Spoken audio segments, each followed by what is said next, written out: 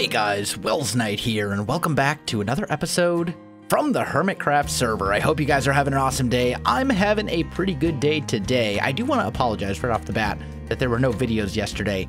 I was feeling very under the weather. I had like a horrible headache and like I was all dizzy and yeah, it was pretty bad. So I was hoping to have a Hermitcraft episode out to you yesterday, but I wasn't able to record anything because I was just feeling so ill.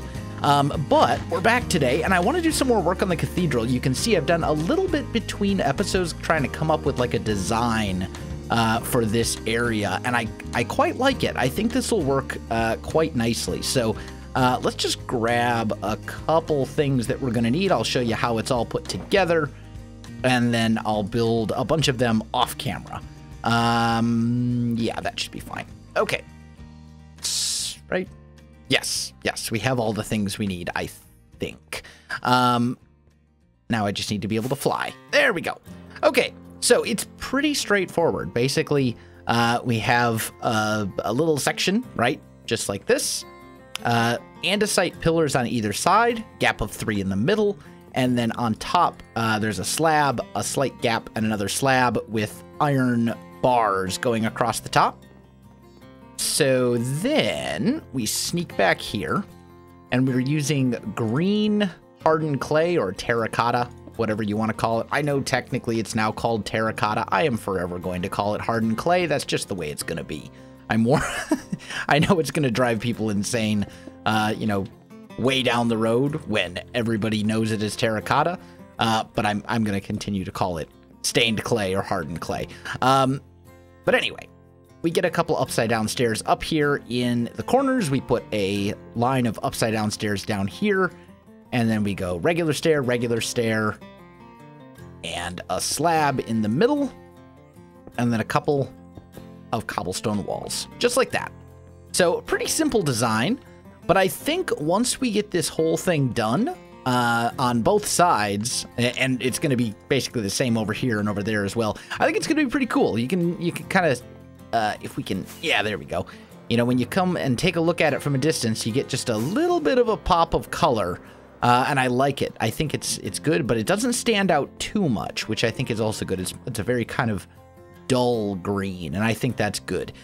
So I'm going to get to work on getting this bit done throughout the rest of this upper level, and then we'll move on to some other cathedral stuff.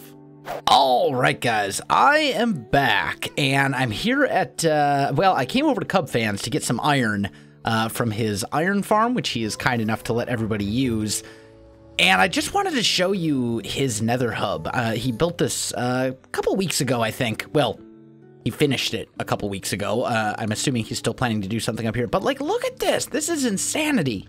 This is so cool. And he's got the end rods in there. It's kind of like stars and stuff. Full on galaxy down here. Like the amount of time. This is like pixel art on a huge level. It's so cool. I love it. But oh, it's cow. Okay, never mind. But yeah, good stuff. I needed to grab some iron so we can use it for the iron bars. And I'm actually pretty much out of iron, but I just want to show you guys this real quick. I'm going to head over to, or back to the cathedral and get some more work done, and then I'll be back with you. All right, guys, I'm back, and I have made some progress. So the big side, the long side is all done. Fly, please? Pretty please? There we go. The long side is all done here and over on this side as well. So now I'm just kind of working on the shorter sides, and I really like the way that this is turning out. I like the way that this is looking. So let's see, did I get... No, I haven't gotten all the stained clay in yet. Okay, anyway, so I was planning on doing this whole thing off camera, but something recently happened, and I kind of want to talk about it. So we're gonna have like a little, not like a full-on talky episode, but like a small mini talk within the episode about something. So basically, the FTC, aka the Federal Trade Commission, which for those of you who don't know is basically the United States government organization that I guess the easiest way to explain it would be they protect consumers, right? They like put down laws in place about how companies are allowed to advertise and you know, what's legal and what isn't. And they're the organization that says, like, hey, companies can't advertise something that is completely and totally false. They can't sell you, you know, they can't say, hey, buy a Ford car, it'll cure cancer. Like, it doesn't, they can't do that sort of thing, right? And they also lay down the rules that govern sponsored series on YouTube and disclosures and all this other kind of stuff, right? And they recently did like a Q&A on Twitter, and they said that if a developer provides a YouTuber or streamer with a free game key, that needs to be disclosed. And that's kind of interesting. That may sound like, oh, no big deal, right? Oh, good. I already got all the torches up here. Sweet. I had some problems. I was putting up some of these things, and I was having skeletons shoot me from across the way. So I need to make sure I get these good to go.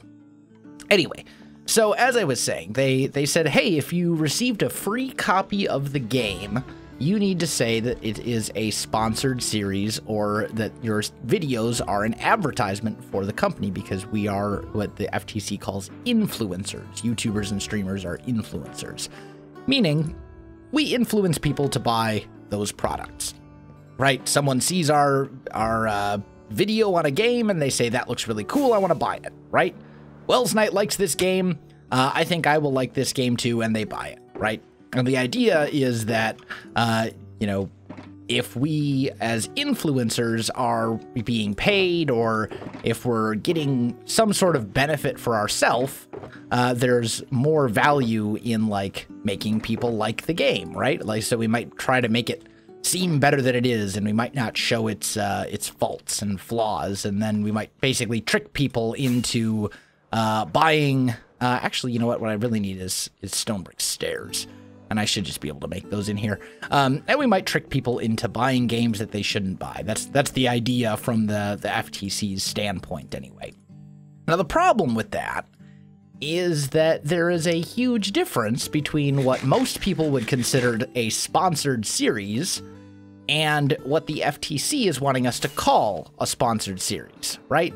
There's a huge difference between a developer coming to a YouTuber and a streamer, or streamer, and saying, hey, we'll pay you, I don't know, $5,000 to do 10 videos on our game, or something like that. Those are just numbers that I, you know, picked out of nowhere. But just as an example, there's a huge difference between that and a YouTuber or streamer emailing a game developer and saying, hey, I saw your game on Steam Greenlight. It looks interesting. I'd like to give it a try. Do you think you could hook me up with a free key?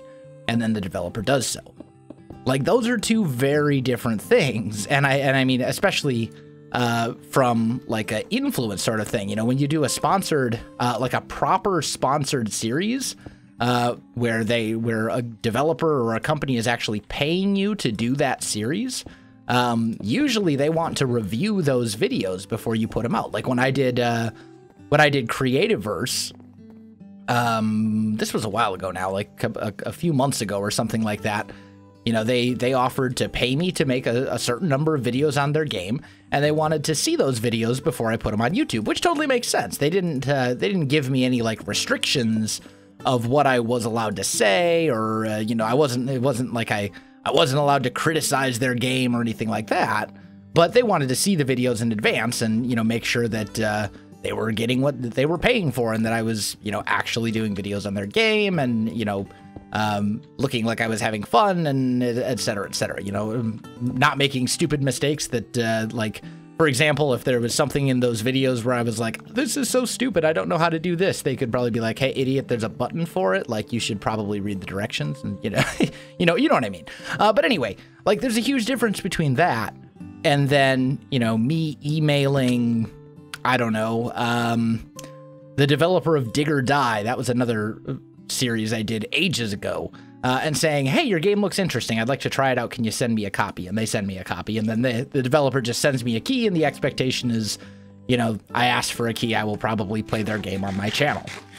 In addition to that, there are tons. I get Steam keys for random games emailed to me on a daily basis. I think I've gotten like 4 or 5 just today so far. Most of them from games that I have little to no interest in and will probably never play. You know, lots of mobile games, for example. I have no interest in playing mobile games at all. I don't play them in my off time, and I have no interest in playing them on my channel, but I continuously get keys.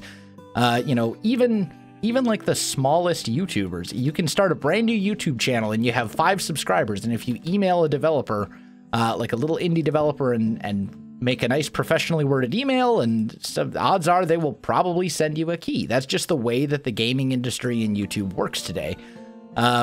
So the fact that the FTC wants you to disclose that you got a free copy of the game and make that a mandatory disclosure in every single video, both in writing and in the video itself, spoken, is like, I don't know. I think it's a bad idea. Not because I'm against the idea of being of disclosure and you know, explaining things to your audiences per se, but more because I think it really dilutes the meaning of what a sponsored series is. It gets to a point where you're like, well, this is a sponsored series. This is a sponsored series. And I think as a consumer, you want to know right away if it's a sponsored series, meaning they've gotten a free key, or it's a sponsored series, meaning that company is paying you actual money to make that video. Like those are 2 very, very different things, and you know, foster very, very different mindsets and ideas in people. So I don't know. I'm not a huge fan of it. And then, you know, to top it all off, there are some people who are going to say, well, it just goes to show that the FTC is run by people who don't understand the current gaming culture on YouTube, and et cetera, et cetera. And that is absolutely true. I mean, they did a blog post on the whole thing, and they actually had, in like the first paragraph of the blog post, the guy said, my son watches people on YouTube. And they said, and I quote, or rather I paraphrase, I will never understand what spurs people to watch somebody else play video games for hours. They actually wrote that in the blog post. So, those people who say they obviously don't understand gaming culture on YouTube and Twitch would be absolutely correct. The person who wrote the blog post specifically said that he does not understand the gaming culture on YouTube. So, like, I don't know. I have very kind of mixed feelings against the whole thing. Like, I would like to consider myself someone who's relatively, like, pro-consumer, and, you know, someone who encourages honesty between audience and between audience and viewer, for sure. I think that's, or between content creator and their audience. I think it's important to have that level of trust. But I also think that it's kind of stupid that, like, every single video? I mean, what if there's so many what ifs, and I think that's part of the big problem, is that there's so much gray area in this whole thing, because the FTC, well, they did say you have to disclose it in every video, in writing, and audibly in the video. When does that end? What if I receive a copy of, I don't know, what if I receive a copy of a game and I love it so much and then I play it for 3 years, right? What if the game that I start playing that I did get a free copy of, and that Steam key was valued at, you know, $4.99, if you think that $4.99 given to me in the form of a Steam key is going to significantly color any YouTuber's opinion on a game, I think that's a little silly. But what if that game is like the next Minecraft for me, and I play that game for 3 years or 5 years and I love it? Do I still have to say 3 years from now, by the way, I received a free copy of this game? Do I have to say that in every single video that I make for that game from then on? Because I think at 3 years at that point, like, if I'm still playing it, it's obviously not because the company gave me a free key. And honestly, it's pretty hard to find any YouTuber that would play a game simply because a developer gave them a free key. I think you have to have, like, limits on the whole thing, right? Like, where do you draw the line? Where do you no longer have to give disclosure? You know, and how often do you have to give disclosure? They said it can't just be once in the video or once in a series, because people might come in the middle Well, okay, but what if it's a 100-episode series? That's why they said it has to be every video. And then they clarified, oh, well, if it's a stream, because somebody actually asked them, well, what about a stream? If I stream a game for 8 hours, how many times do I have to disclose it? Can I do it just once at the beginning, or do I have to tell them every 5 minutes, or like, what do I have to do? And the FTC said, well, you have to do it once in the beginning and once at the end. As long as the people watching are aware that you received a copy of it for free. And I think like this is overkill, I guess is what I'm trying to say. Like, it's a free key. It's not, it's a game valued at a very low cost, and they're given out to content creators all the time. Like, often without us asking. Just about any YouTuber who has more than a handful of subscribers either has the ability to email a developer, an indie developer, and reasonably expect to get a free key for a game, or if you have more than, say, like 10,000 subscribers, I guarantee you are getting keys whether you ask for them or not. Most of them for games that you will never have any consideration for. Like, so it's just one of those things. I don't know. I'm on the fence about it. Like, well, I'm not really on the fence about it. I think my mind has kind of been made up at this point, but I don't want to sound like I'm anti-consumer against the idea of disclosing things, because I think that is important, but I think there also needs to be some common sense applied to the whole thing. So I don't know. Let me know what you guys think about it in the comments below. I'm going to get back to finishing this up. Should have it done pretty soon here, and then we'll move on to some other things. Okay, so I have the, bands up here. I have this part all finished up. I want to try making some, structural supports or bands that kind of like come up from here. All of these pillars should line up with each other. So because they're based off of the 4 corners and then 3 blocks. So what I kind of want to try is something like this. Now, we would obviously come in underneath and knock out, these stairs and replace them, but just for starters, let's try and sort of get a feel by just putting down this andesite on top. Right? Like so. And we'll do this one as well. Here. There we go. Also, this is stone right now. It will not be once it's all said and done. But let's try and get a feel for that. Let's just see how that looks from a distance. Ooh, I like it. I quite like that. Yeah, for sure. That's beautiful. Okay, so then what we need to do is take out these bits, preferably without destroying the rest of the roof. That stair is lost forever. Okay, that's fine. And we want to come in and get a little bit more in there, right? So we're going to kind of tear these out as well. We put you back. And I think that's all of them. Yeah, so we'll get something like that.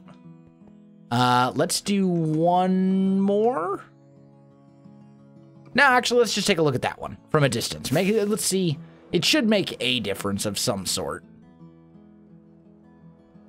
Yeah, it looks a little bit better. So we'll do that.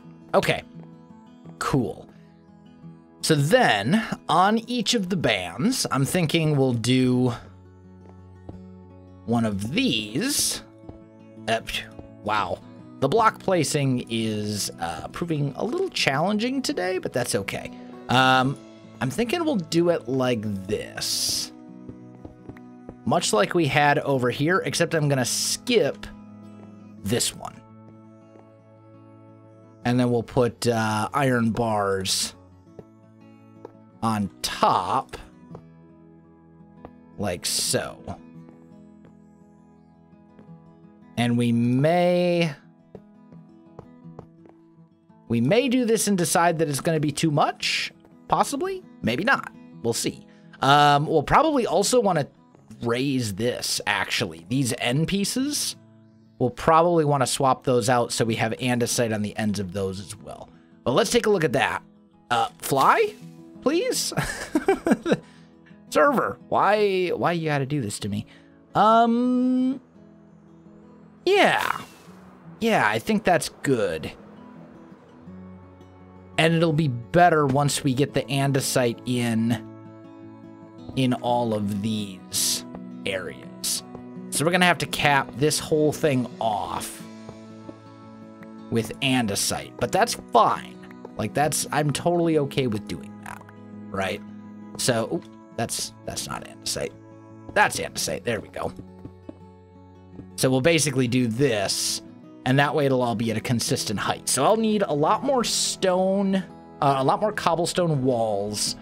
I'll need a lot more iron bars, and I'll need to tear out all of these right here to make way for the andesite as well.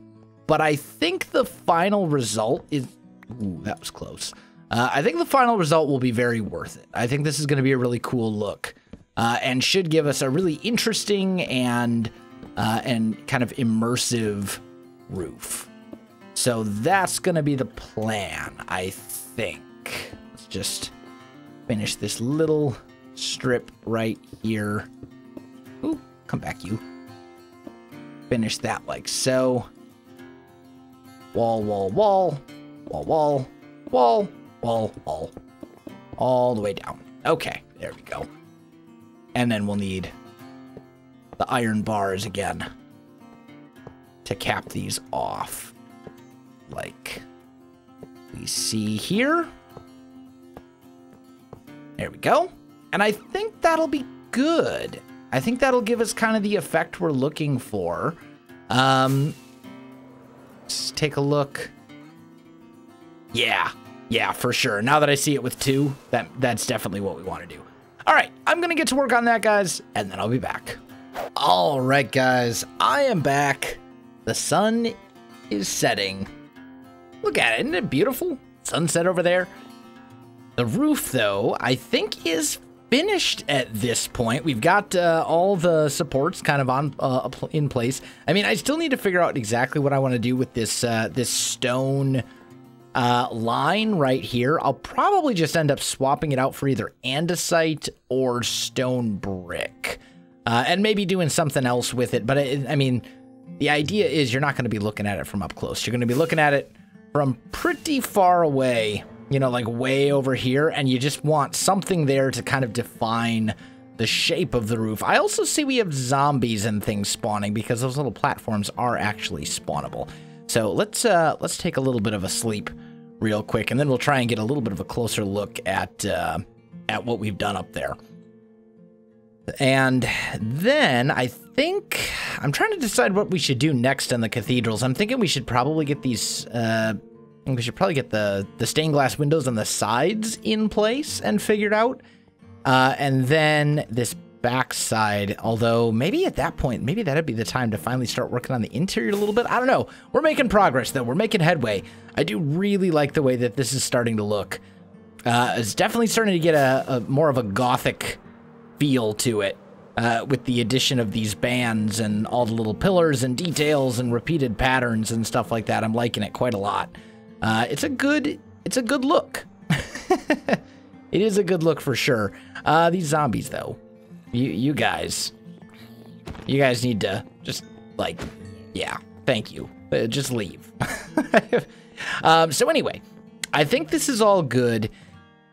Well, we're gonna try and work some of this green stained clay into other areas of the cathedral as well. So let's just land over here for a minute so we can kind of take a look at this. So we've jump up on top. Thank you. So we got green stained clay kind of peeking out here. I'm thinking as we do these towers right along here, we'll probably work a little bit in there. I think I'm going to change up this a little bit, and we're going to go with a slightly different roof outline. I think instead of having the corners, if you will, the outline strips in the corners, I think I'm going to make them come down the middles instead. There's a lot of stuff here that still needs to get done, but this is a huge project. This is, I mean, the size of the keep, basically, and I don't know how, and the keep still isn't done. So this is a big project, but we are making headway. It's starting to get there, and it's really starting to look like something, I think. I think we're finally getting to the point where you're able to at least recognize that it is indeed a cathedral and not just, you know, a big stone building or something like that. I think it's finally starting to look like a church. I mean, or a cathedral. I shouldn't say a church, because a cathedral and a church are slightly different things. But I mean, just look at that. Isn't that gorgeous? It's so beautiful. Unfortunately, though, guys, I am out of time for this episode. So, my friends, if you enjoyed this video, you know what to do. Links in the description below, so check that out as well. Otherwise, my friends, thanks for watching, and I'll see you in the next one.